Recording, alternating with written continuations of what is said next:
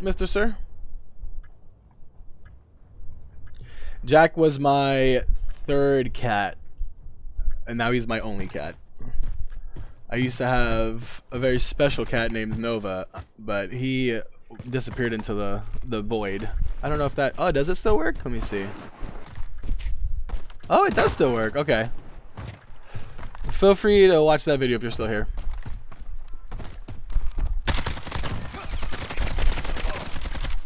Wow. Super pooped on. No way. Y'all got pooped on, bro. It's not. I just opened it. It opens. The preview didn't work, but when I opened it, it opened for me. What about for you? Search and destroy. What? All right, hold on. I'll download and re-upload it, I guess. Oh, I bet you it's not public. That's probably what it is. The objectives.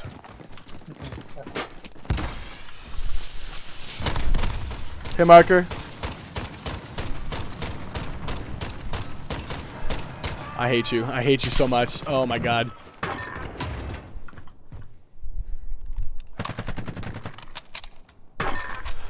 Let's see. How do I... Oh, I can't even open it myself? Clip. Oh, this hose Oh my is god, daddy. what the fuck? Literally aimed at me. That's... He's... Oh my gosh.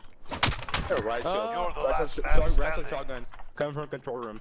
That's him right there. Oh my god. Ride shield shotgun. That's super bitch move right there. I didn't know you were gonna complain about it. Your kid's a super bitch. I never pulled it out. You're a woman. Shut up. Bro. You're literally a bitch. Look at your combo right here. You're literally a bitch. Literally Switching sides. some clothes. Yeah, Super bitch. You're terrible. Search and destroy. You're getting your first cat next week? That's fucking awesome. Alright. I'm gonna tell the story of Nova, and then you're gonna clip it behind. And then I'm gonna download it, and I'm gonna upload it somewhere on YouTube, so I don't have to do this ever again. Oh, I'm gonna blow up. Hold on. Fucking bitch. Take the bait. I got one a day, maybe two.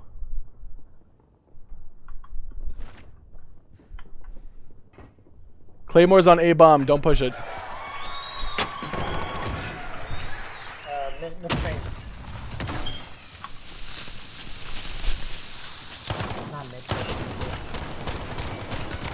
We're not gonna talk about it, we're not gonna talk about it. Woo! Whatever you just did with that support behind, it made my screen lag so hard that I couldn't get my shot off.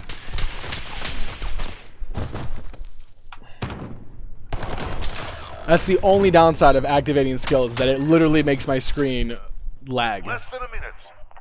Until it's completely done. To your right in the water. Oh, in the water, you saw him. Smoke it out if you need it. Oh shit, I don't have my sticks. No, you don't. So, Mr. Cat Lover, the story that I was going to paste you that doesn't work anymore, I'm going to recount it now for you. So, down in my bio, you'll see a picture of an orange tabby cat. His name is Nova. He's got a really weird story behind him. I'll tell you about it. So, I was never much of a cat person, ever really. Back when I thought of having a cat, the idea was the only way I would get a cat was under very specific conditions. And so one day, I had a oh, go get bum. I had a homie, he was like my best friend, kind of like a brother from another mother type deal. And we were hanging out one day in my room. We were just kind of tripping out and just bullshitting. And he was the kind of person that really believed in magic and like what I thought to make the world, right? So we're bullshitting in our room, and he comes to me, he asks me random questions, like, "Hey, yo, what would you do if you died tomorrow?" And I'm like, "I don't know, man. I'd come and haunt you." And he was like, "I think I'd come back as your pet." And I'm like, "Word, okay." And he's just like, "I'll come back as your dog." And I'm like, "Nah, man, I can't have dogs in my apartment." He was like, "All right, well then I'll come back as your cat." And I was like, I don't know about that, man. I've never really had a cat before, but if I were gonna have a cat, it'd have to be a very specific kind of cat. And he was like, "Oh, what kind of cat would you want?" So we sat there and we talked about the kind of cat I would want. We settled on an orange tabby cat. It'd have to be really smart, really independent, but it needed to be like a Garfield kind of cat. You know, like that's what I wanted. So we're like shooting the shit. We sat on a cat. He's like, "Done. If I die, I'll come back as your pet." conversation ends. That was November of 2016. Fast forward to like January of 2017. Homie and I are in a fight. I owe him some money for something. We're not talking. He's like being a real douchey about it. And it was fucking up my birthday plans. We had a plan on my birthday. I was going to go pick him up, and I was going to drive him down to my party with this girl, and we were going to hang out with this girl, and then I was going to drive her back home, and she lived in PA. So, like, that was her travel plans. So, because we were beefing, I ended up not picking him up, and he ended up hanging out with her instead on my birthday, and then he had someone else drive her home instead of me. Well, as luck would have it, on my birthday night, at midnight on the dot, I got a call from him, and I ignored it. And then 3 hours later, I got a phone call from someone else asking me if I had seen the female friend or heard of anything, because word has it that she had just been involved in a car accident and she was dead. And everyone was trying to get a hold of my friend Nova and figure out where he was, and no one could. On to the next round. Pick it up. It was kind of at that moment that I knew something was up. I could just kind of feel it in the pit of my stomach. It was hard. I didn't know what to do, essentially. I got a phone call the next day confirming that he had in fact been in the car with her. Essentially, because him and I were beefing and he hung out with her, he had someone else drive her home. That person was racing a car doing like 120 in like a 45. Flipped the car, killed them both, and survived.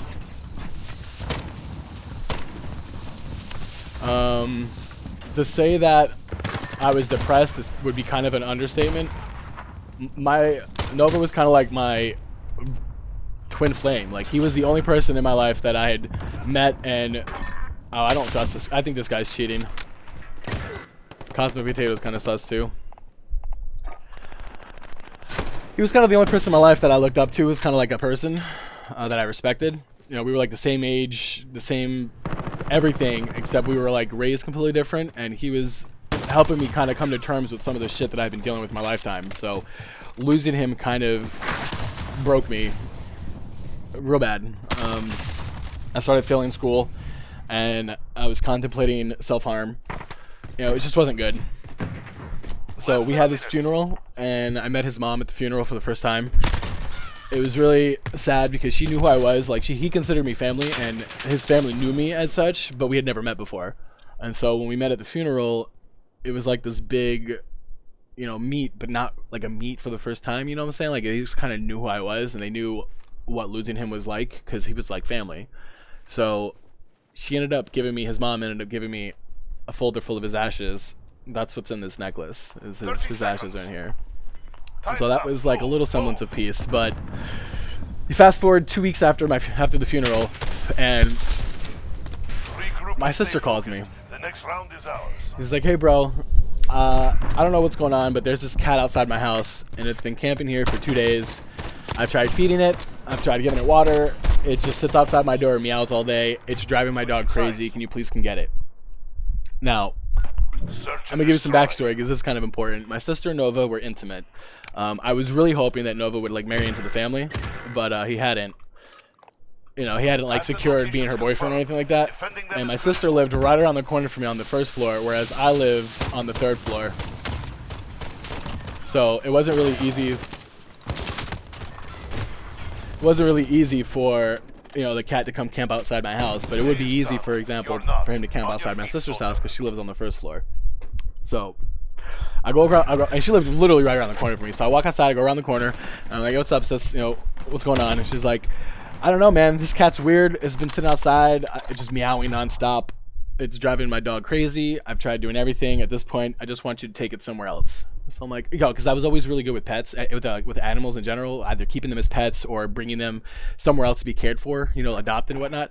So it wasn't uncommon for me to like be called in scenarios like this. So I didn't think anything of it until she let the cat out.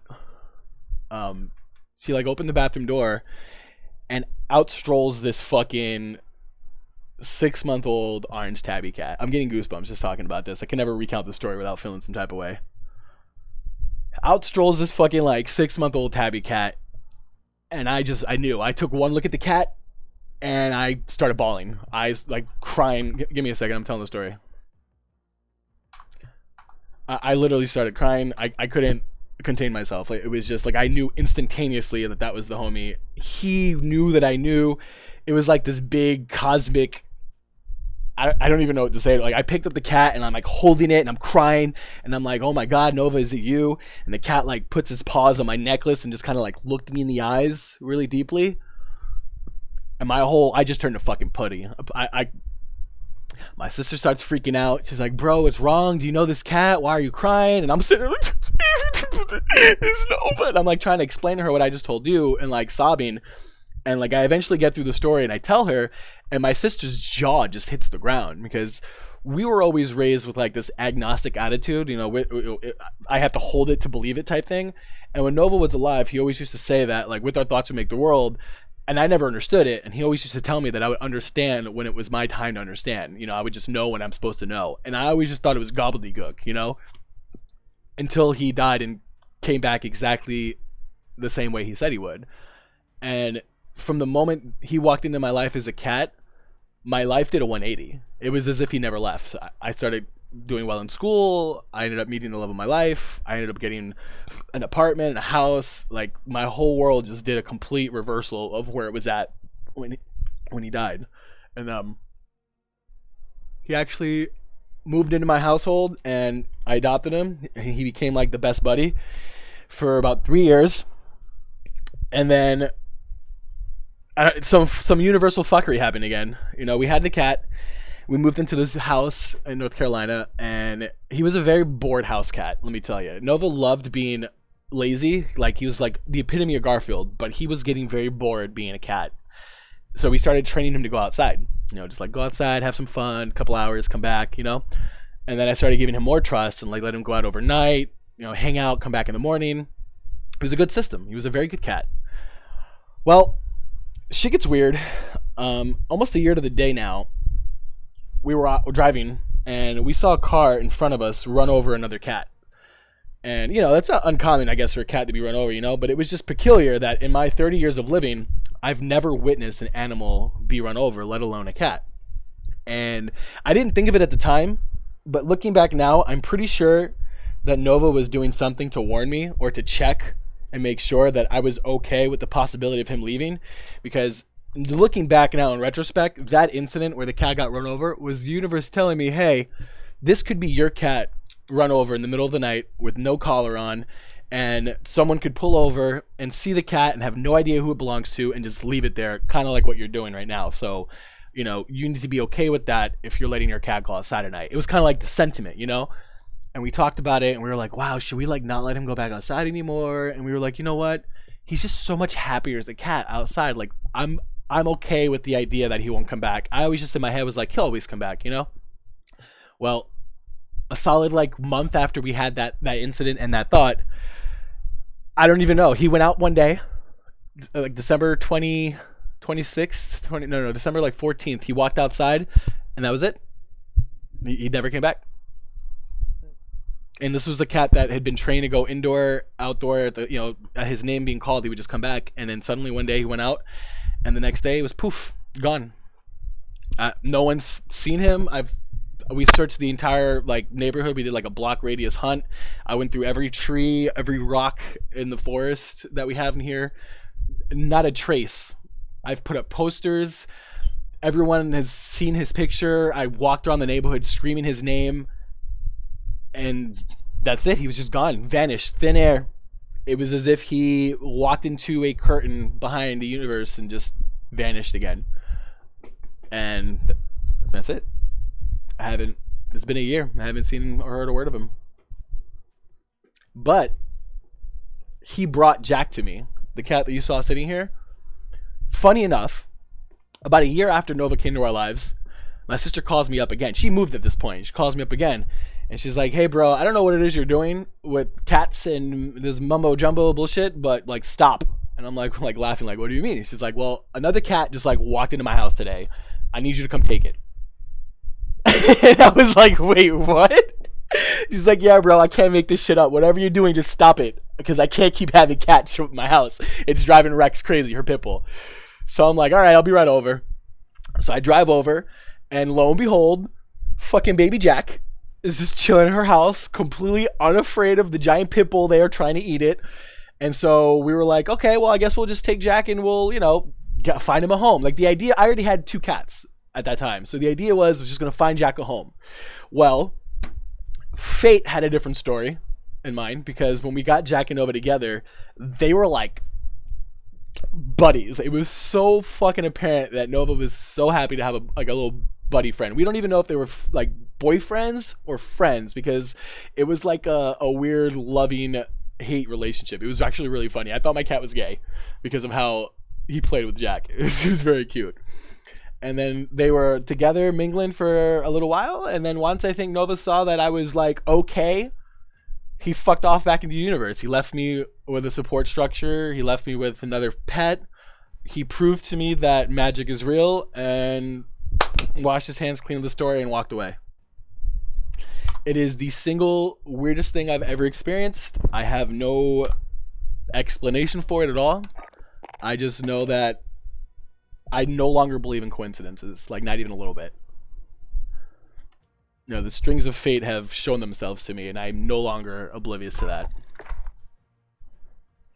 Because it's like I asked someone once, like, what was the mathematical probability of something like that happening, and he said it was so improbable that he couldn't really calculate it. It was like 0.004. It was like some ridiculous decimal number of probability that someone would dictate a story like that and then have it happen. So, take that story and think of what you will. But I make sure to share that with everyone now because you never know